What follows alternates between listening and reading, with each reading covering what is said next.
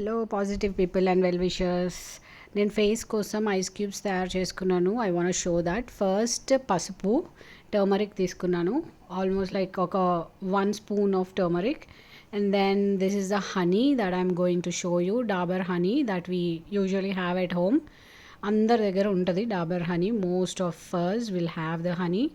So ఇంట్లో ఉండే simple ఇంగ్రీడియంట్స్తోనే daily you can have these ice cubes. And David of coffee powder కొంచెం వేసాను. It's a little bit costly, so అందుకే మరీ ఎక్కువ వేయలేదు. అండ్ బ్రూ అయితే అందరి ఇంట్లో ఉంటుంది. Everybody will have this Bru coffee powder.